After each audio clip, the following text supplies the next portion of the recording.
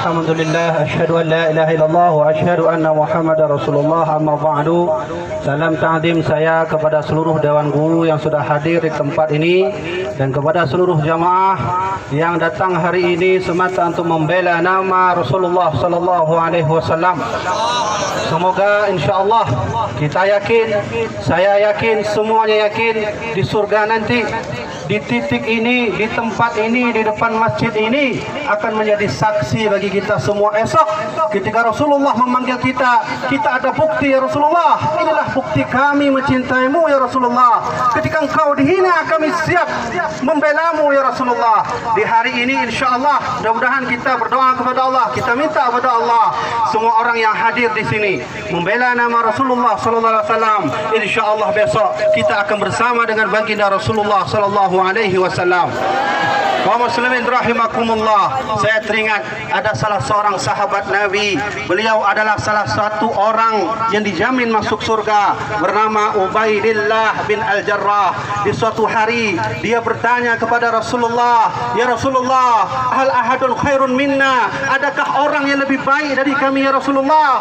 Adakah orang yang lebih bagus dari kami ya Rasulullah? Bika aslamna wa bika jahadna. Kami selalu berjihad bersamamu. Kami masuk Islam di tanganmu ya Rasulullah. Kami ingin bertanya, adakah orang yang lebih baik dari kami? Kata Rasulullah, "Na'am, ada."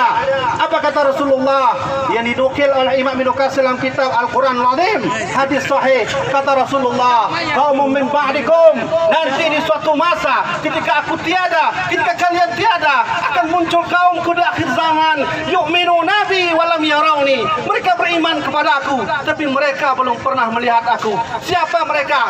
Siapa dia? Kita kaum muslimin yang hari ini dihina. Rasulullah kita dihina. Kita siap membantu Rasulullah SAW. Itulah kaum yang terbaik kata Rasulullah. Ketika Ubaidillah bin Al-Jarrah bertanya, siapakah kaum yang lebih baik dari kami? Ada Rasulullah? Ada kata Nabi Muhammad.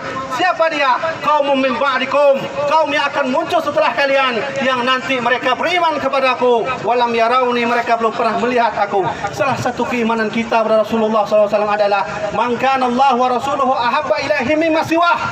Orang yang mencintai Allah, yang mencintai Rasulullah, lebih mencintai keluarganya. Itulah salah satu halawatul iman, kemanisan iman yang ada pada diri kita. Saya yakin semua yang ada di sini, kalau datang sini karena cinta Rasulullah, kalau datang sini karena sayang Rasulullah, saya yakin Nabi juga sayang kepada kita, Nabi juga cinta kepada kita. Itulah bukti Imam Az-Zarhuni dalam mimpinya bertanya kepada Rasulullah, "Ya Rasulullah, apa hukum orang mengadakan maulid kepadamu ya Rasulullah?" Nabi berkata, "Kalau mereka beriman kepadaku, bahagia kepadaku, maka aku akan bahagia kepada mereka." InsyaAllah kita yakin kepada Allah, ruh Rasulullah hadir di Aceh ini, di depan Masjid Raya ini, menyaksikan kita membela nama Rasulullah sallallahu alaihi wasallam.